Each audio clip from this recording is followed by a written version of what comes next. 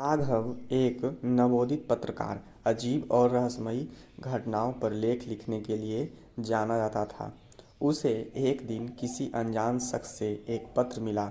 उस पत्र में लिखा था, अगर तुम सच्चाई खोजने की हिम्मत रखते हो तो सिंहपुर के पुराने महल में रखे आईने को देखो, लेकिन ध्यान रहे हर सवाल का जवाब जानना खतरनाक होता है। राघव को यह चुनौती रोमांचक लगी। वह तुरंत सिंहपुर गांव के लिए निकल पड़ा। गांव के लोग उस महल के बारे में बात करने से भी डरते थे। कहते थे कि महल में एक आईना है जो अतीत को दिखाता है, लेकिन जो भी उसमें झांकता है या तो मर जाता है या पागल हो जाता है। गांव के एक बुजुर्ग ने राघव को चेतावनी दी, बेटा, उस महल के आईने को मत देखना। वह आईना इंसान की सबसे गहरी इच्छाओं और सबसे बड़े पापों को दिखाता है। जो इसे सहन नहीं कर पाता उसकी मौत निश्चित है। राघव ने बुजुर्ग की बात को नज़रअंदाज कर दिया और महल की ओर बढ़ चला।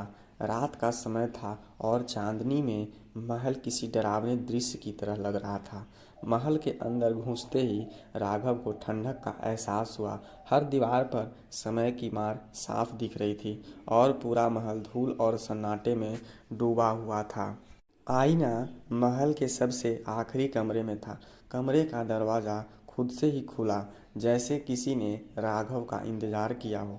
कमरे के बीचों बीच एक बड़ा प्राचीन आईना रखा था। उसका फ्रेम सोने का था और उस पर अजीब सी नक्काशी की गई थी। राघव ने आईने के सामने खड़े होकर उसे देखा। शुरुआत में उसे सिर्फ अपनी ही परछाई दिखी, लेकिन कुछ ही पलों में आईना धुंधला होने लगा। अचानक उसमें एक अजीब सी छवि उभरने लगी। आईने में राघव ने देखा कि वह एक छोटे बच्चे के रूप में है। वह अपने पिता को चोरी करते हुए देख रहा था। राघव को याद आया कि यह घटना उसके बचपन की थी, जब उसने अपने पिता को कुछ चुराते हुए देखा था और यह बात किसी को नहीं बताई थी। अगला दृश्य और भयानक था।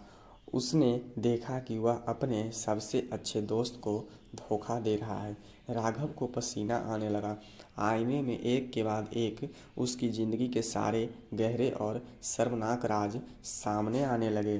तभी आईने से एक धीमी लेकिन डरावनी आवाज़ आई, तुमने अपनी सच्चाई देख ली, अब इसकी कीमत चुकाओ। आईना अचानक हिलने लगा और उससे धुआं निकलने लगा। राघव पीछे हटना चाहता था, लेकिन उसके पैर जैसे जम गए थे। धुएं से एक आकृति निकली। वह एक बूढ़ी औरत की थी, जिसके चेहरे पर गुस्सा और दर्द दोनों थे। तुम जैसे लोग अपने फ़ायदों के लिए दूसरों का इस्तेमाल करते हो। तुम सच्चाई चाहते थे, अब तुम्हारा राज हर दुनिया के सामने आएगा, वह औरत चिल्लाई। अगले ही पल राघव को ऐसा लगा जैसे वह बेहोश हो गया। जब उसकी आंख खुली तो वह गांव के बीचों बीच था, लेकिन उसकी आंखों में अजीब सा डर था।